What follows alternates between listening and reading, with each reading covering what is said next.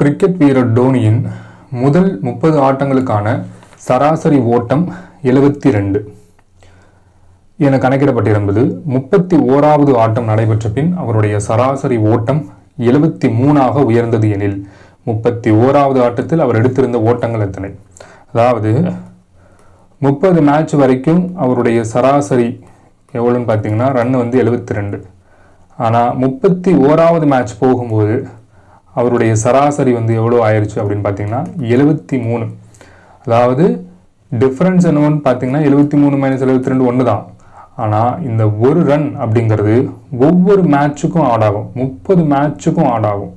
அப்போது 31வது மேட்சோட சராசரி 73 ப்ளஸ் ஒவ்வொரு மேட்சுக்கும் இதுக்கு முன்னாடி நடந்த ஒவ்வொரு மேட்சுக்கும் ஒரு ரன் ஆட் ஆகும். அப்போது 30 மேட்சுக்கு ஒரு ரன் வீதம் 30 ரன்னாக மாறும்.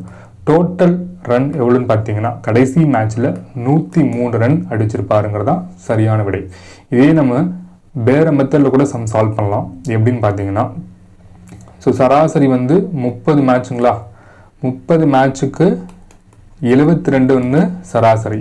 அப்போ டோட்டல் ரன் ரெண்டையும் பெருக்குன்னா உங்களுக்கு கிடச்சிருமா? 2 6 7 3 21 2160 ரன் மொத்தமாக எடுத்திருப்பார். இது 31வது மேட்ச்சில் அவருடைய சராசரி 73 மாறிடுது. அப்போ 73 × 31 போடுங்க, 3 7 3 9 7 3 21. ரெண்டையும் ஆட் பண்ணிங்கன்னா 3 முதல் 16 2 2 2263 வரும். இது ரெண்டையும் மைனஸ் பண்ணி பாருங்கள். 2263 - 2160. 3 6 6 0 2ல் 1 போச்சுன்னா 1. அப்போ ஆன்சர் 103 அப்படிங்கிறது தான் சரியான விடை.